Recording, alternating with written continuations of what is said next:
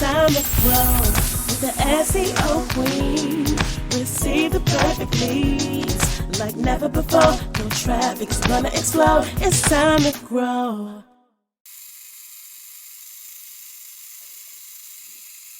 Welcome to the Jazz and Tech Lounge with Lady Z, a podcast about the secrets of success in technology, music, and business on Bashani Radio, iHeartRadio, and iTunes. Bashani Radio, always talking about everything from New York City.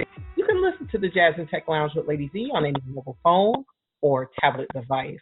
The Jazz and Tech Lounge with Lady Z, where we explore tech and enjoy the music and learn the secrets to music and technological success.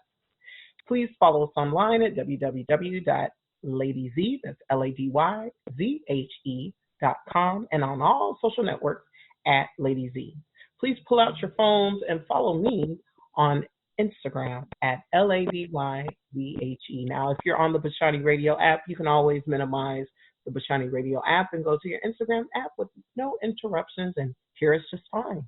So please make sure, especially if you're on the Bashani Radio app listening to this episode, make sure you go and like me on Instagram. Now, my next guest is a Sue Talk alumni, a member of Connected Women in Influence, a founder and CEO of Duck Punk Productions, an award-winning filmmaker, and she's an expert at storytelling, and she is here to share with us today the power of video, the power of your story. How are you today, Mellissa Tong? I am great. Thank you so much for having me. Great. I'm so glad you're here with us today because, you know, with this whole COVID-19 quarantine situation, you know, everybody's online and everybody has a story to tell and people are really exchanging stories. And, you know, when this is all over, as business owners, we're going to have to continue to move our business forward, telling our stories through social media.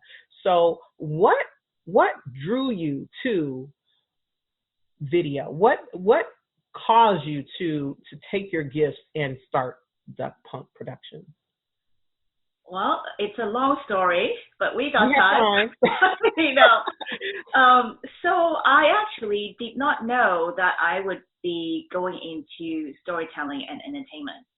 Okay. I was a music composition major. I got music composition. Oh, wow. So I studied piano when I was 8 years old, and I continued on, went to college, did music, majored in music composition. And when I finished my MFA degree from California Institute of the Arts, I was looking for jobs. And I realized that in order to be a composer, you also have to be a studio engineer because there's no job, you know, there's no composing jobs per se. So, sorry? I don't know why I have. Oh, go ahead. I was muted myself because I was fussing at my son. If you see my lips moving and you don't hear anything, it's because I'm fussing at my son. Okay. So, so I didn't realize, you know, in order to be a composer, I also had to be a studio engineer. So I had a choice of going back to school again and get another engineering degree or, you know, do something else. So I was like, okay, I did school for a very long time and I thought, okay, let me just see what's out there. So I started looking, and because of my bilingual skills, I got a job working as a TV news anchor, reporter, and producer. And besides anchoring the news, they said, okay, we're going to give you a 5-minute human interest segment every day. We don't quite care what you cover, just bring us something good. So Mellissa, for those who are just hearing and meeting you for the first time, what languages are you fluent in? I am fluent in Cantonese. Oh, okay, Cantonese. Okay. Yeah. Beautiful. So, so I said, okay, great. So I would, you know, I mean, I was on the job for 4 years. Mm-hmm. I did everything and anything from health, beauty, technology, science, red carpet events, movie premieres, Star Trek conventions, I mean, you name it. Interviewed thousands of people from all walks of life. and covered over 1,200 stories. Wow. And yeah, I didn't even know You did I was telling 1,200 stories? Yeah, every single day, 5 minutes, 4 years. You do the math. Wow. Wow. That's incredible. Yeah, so the only people I know who have done that many stories are still doing news. You know what I mean? Nobody in my space have done that amount of stories. You know what I mean? That's just like right. a lot, right? And at the time, like I said, I didn't even know I was telling stories. I mean, this was like 20-something years ago, and back then, storytelling wasn't even a hip word. Right. I just thought I was having fun, you know, because I genuinely like, you know, listening to people, like figuring out what makes them tick, what makes them different, what makes them unique, and what makes them who they are as a person. I'm genuinely interested in that.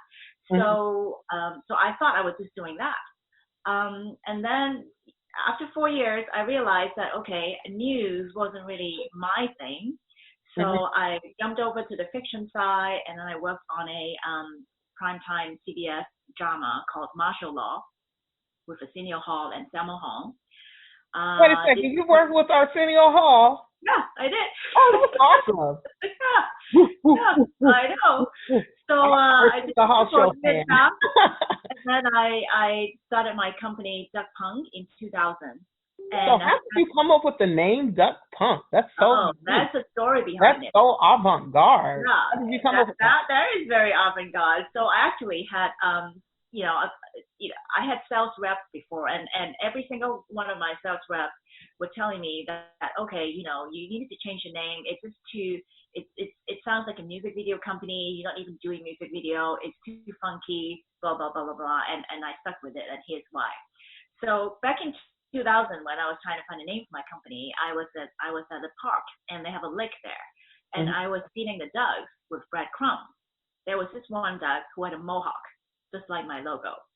And after 40 minutes, all the other ducks were like, okay, I'm full. I'm just hanging out. I can't eat anymore. This mohawk duck, he was still charged over to get to the food. So I kept looking at him and thinking, wow, you've been eating this whole time. How much more can you eat? How hungry can you be? So, right, exactly. So after I, you know, went home, I, for some reason, couldn't shake that image off my head. So I started playing with the word mohawk, punk duck, punk rock, and then 6 weeks later, I decided to name my company Duck Punk. But that's half of the story.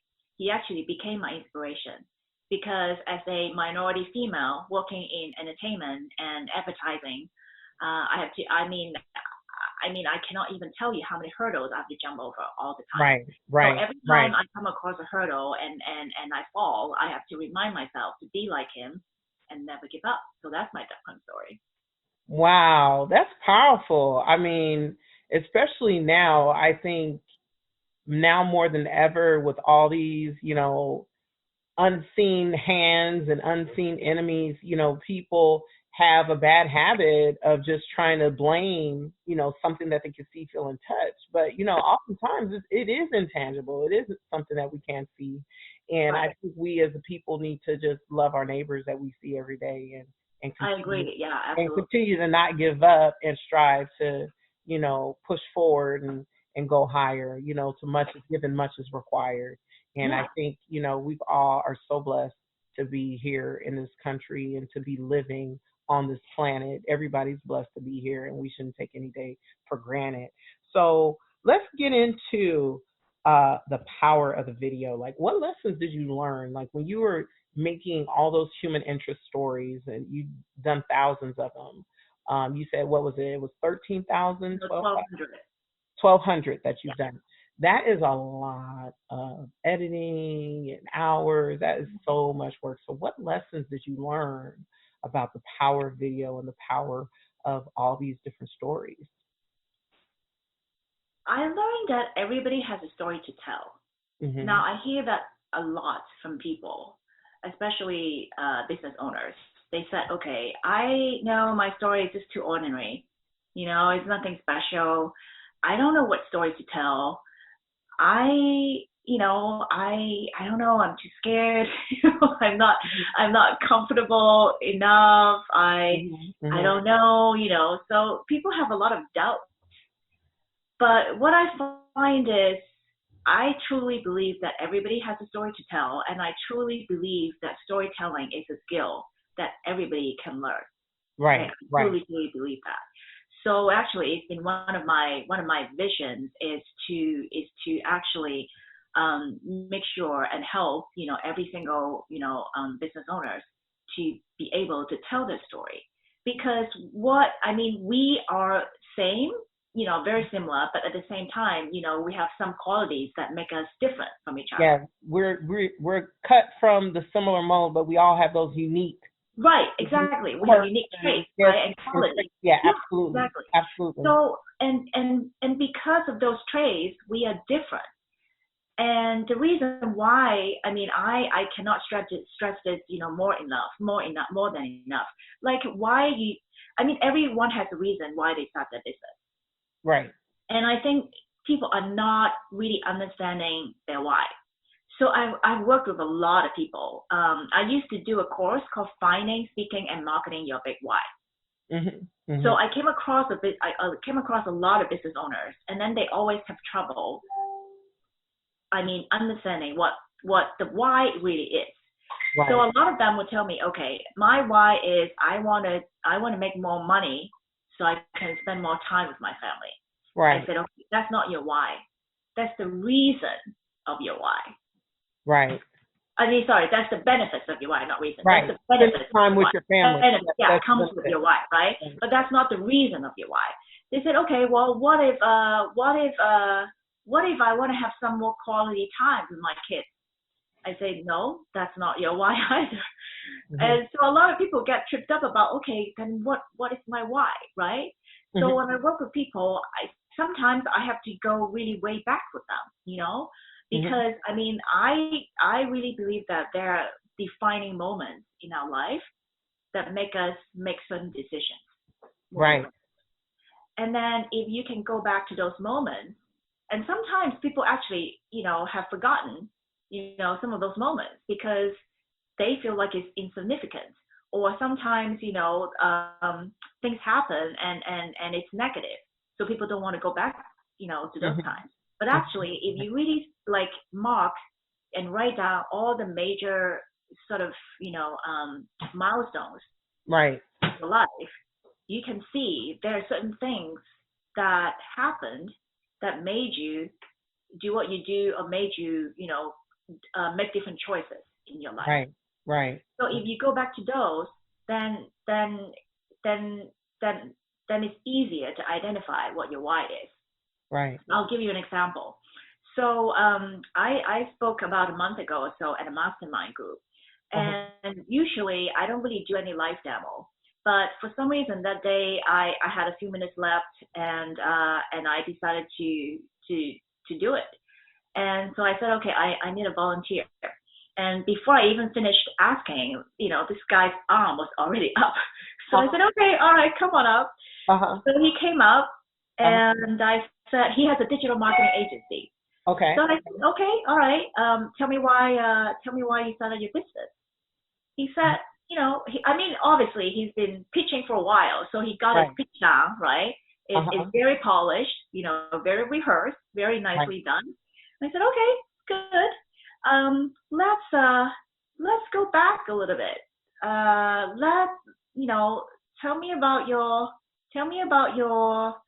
your college years. Did you have any special experiences, from college, or even right after college, before you started your business?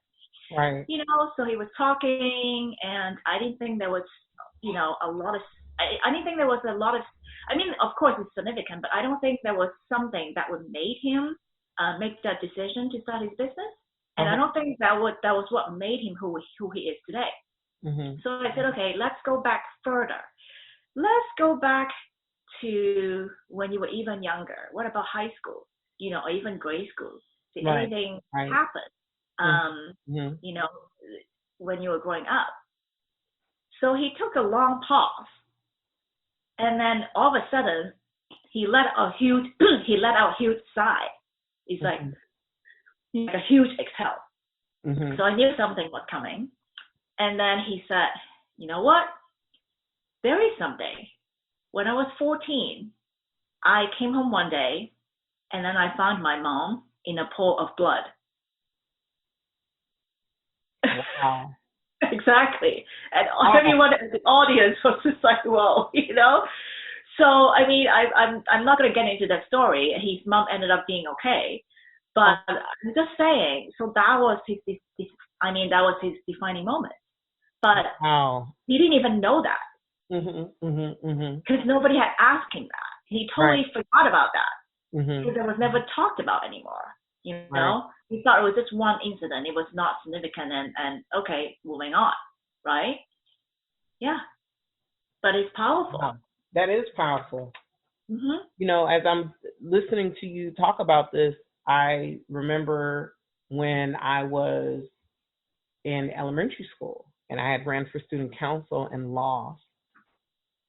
And that could be one of the reasons why I'm into marketing so much now. Maybe. Because I want to master, you know, convincing people to vote for me. Yeah, maybe. I literally just won a position on my son's PTA board. Oh. Like right before the whole coronavirus lockdown. Okay. Had elections, and I was elected to be the communications chair. There you go.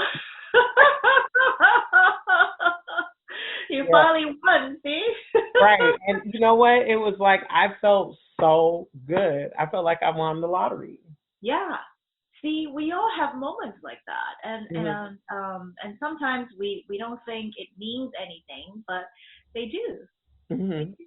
Yeah. Well, Mellissa, I think you are just adorable and you have such a wealth of information to share. And I want to ask you, you know, taking the approach that you've taken, you know, really understanding every why for every project that you've come to, can you share with my listeners some of the wins that you've had with some of the stories you've told, some of the commercials you've put together, some of the pieces that you? Yeah, absolutely. So I have done a anti-smoking campaign for the California Department of Health, and a lot of people have seen it. It's an African American kid using an inhaler. Okay. So we shot that campaign in 6 different languages, and there were 4 spots, 4 30-second TV commercials that came with that whole campaign. So they blasted that campaign everywhere on major networks, you know, ABC, NBC, Fox, WB, and that campaign won a Clio and an Eddie Award.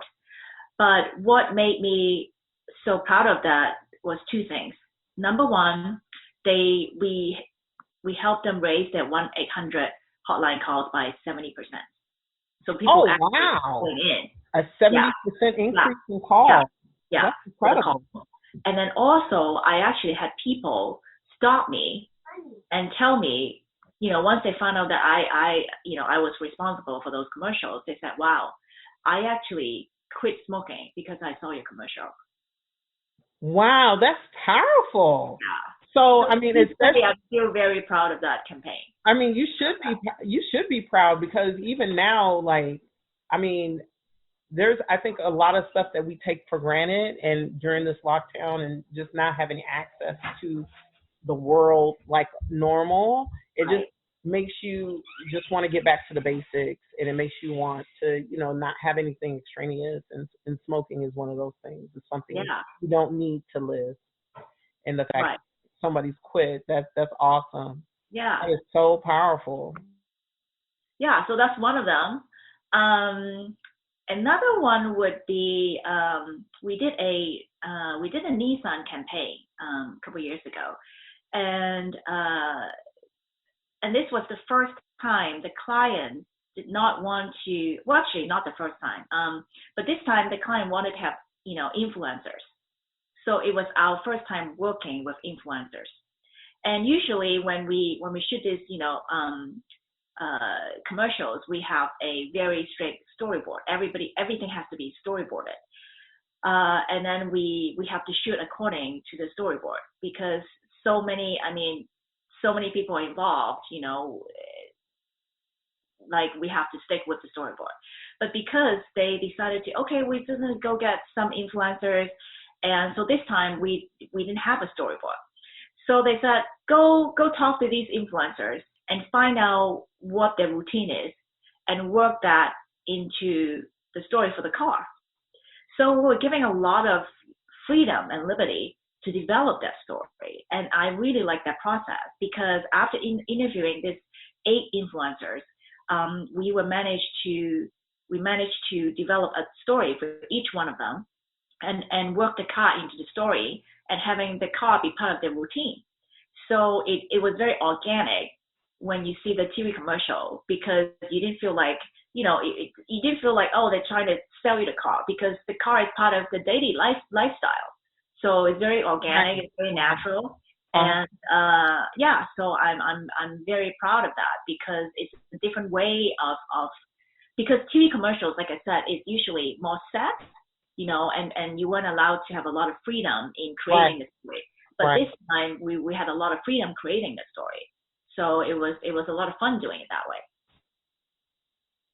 That's powerful, because, Faith Popcorn, I don't know if you've heard of her, but she's a marketing futurist.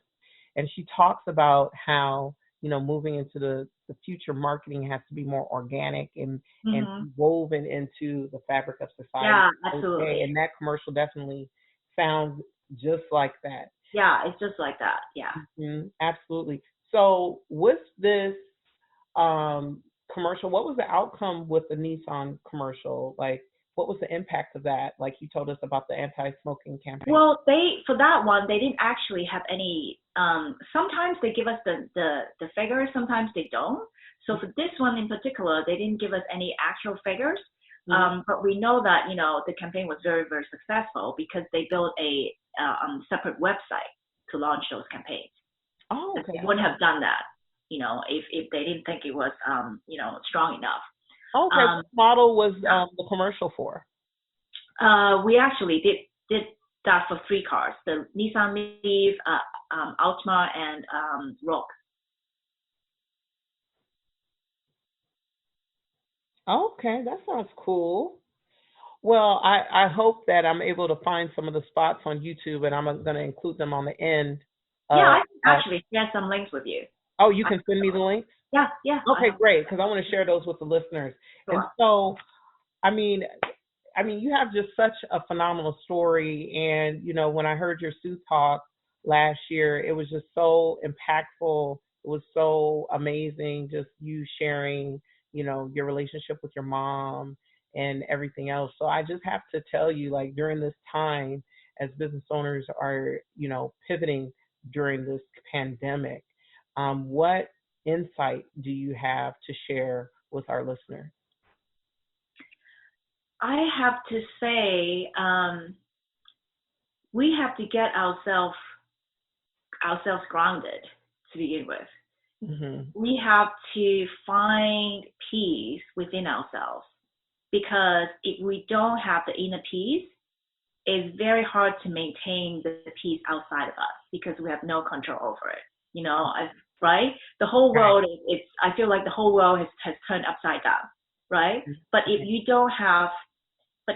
cannot cultivate inner peace, then you're just kind of going with the crazy, and you cannot really maintain your own sanity, I feel like. So now more than ever, I think we should, if you can, we should all be doing more meditation. Mm-hmm. We should, have some quiet time. I just listened to a podcast this morning, and the guest was saying that if you don't have 5 minutes for yourself, then you're in trouble. I think it's sort of true, like, come on, 5 minutes, start small, right? 5 minutes, just carve out 5 minutes for yourself. I mean, I understand you have kids, everybody is at home and scrambling and trying to get work done and all of that.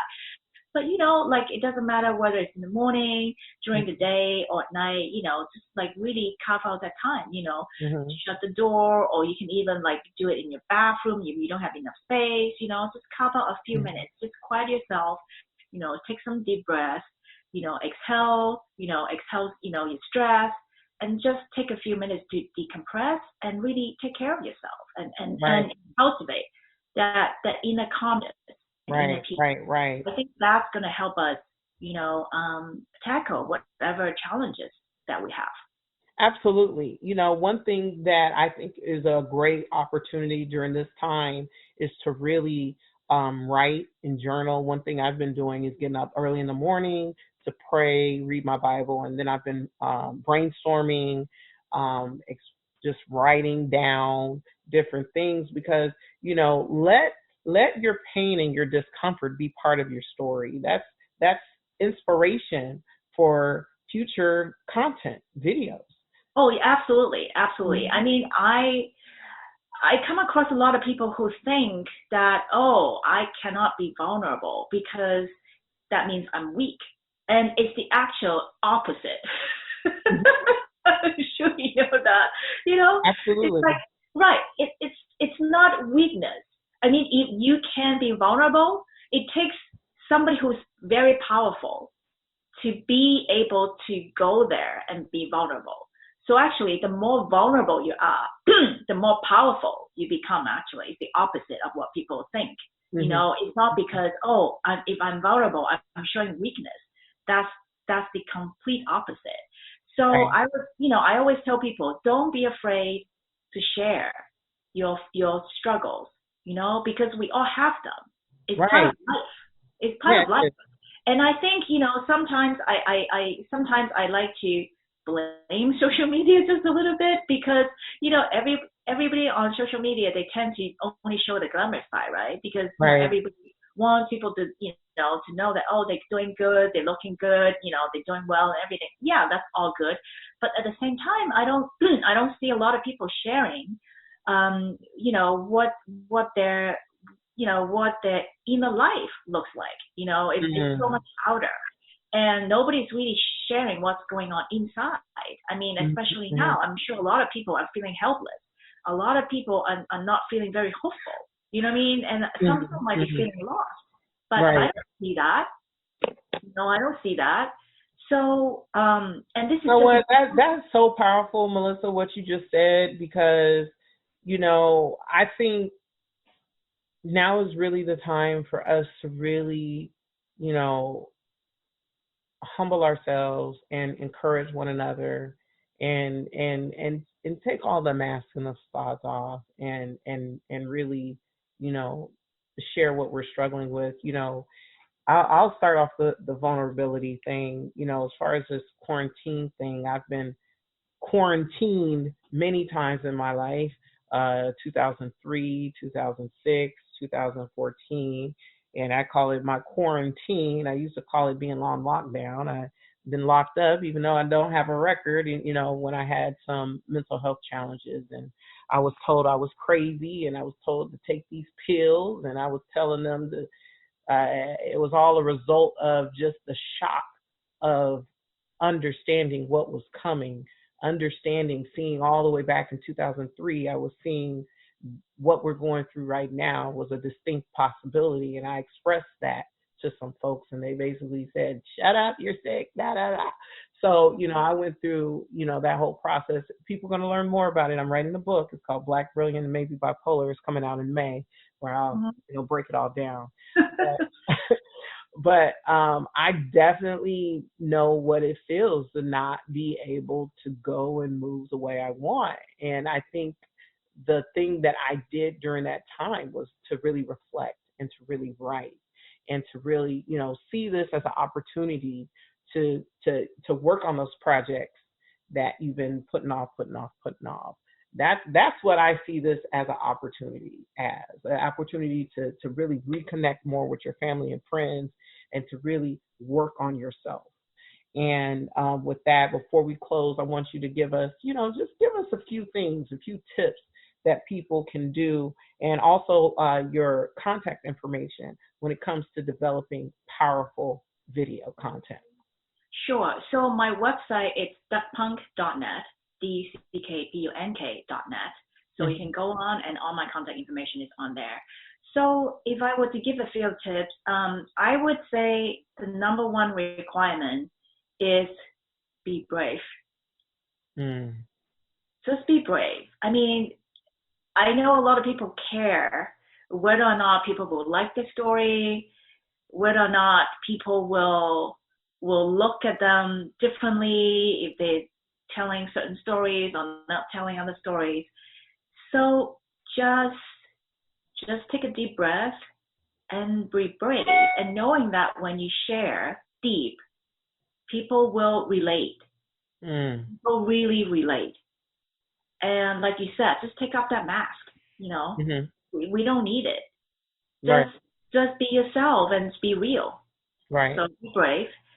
And then number 2 is don't worry about what people think so much, because this is your story, and nothing can change that because it actually happened. And It is your story. It is part of your journey. It is part of your experience. Right. So it doesn't matter whether people like it or not. The people who are supposed to take something from it get inspired by it, and the people don't like it will not do anything. Right. So don't get too caught up about, I don't know, what the outcome is going to be like, just open yourself up. Open yourself up and try to get to the place where you can be vulnerable, and share your story. And number 3, I know a lot of people still feel like I don't have enough confidence. I don't look good enough on camera. I hear that a lot. Or I don't think my story is significant. Yes, your story is significant, because the more you share, the more you will inspire other people to do the same thing. So you matter, and your story matters. Right. That's powerful. So, thank you so much for coming on the Jazz and Tech Lounge with Lady Z, and I just hope for your continued success. My fellow Connected Women of Influence member and Sue Talk alumni. We're both fellow Sue Talk alumni. You had a great speech. If you get a chance, my listeners should go on to YouTube and check it out. And so thank you so much, Mellissa. And until next time. See you next time. Bye for now. Bye. Bye for now.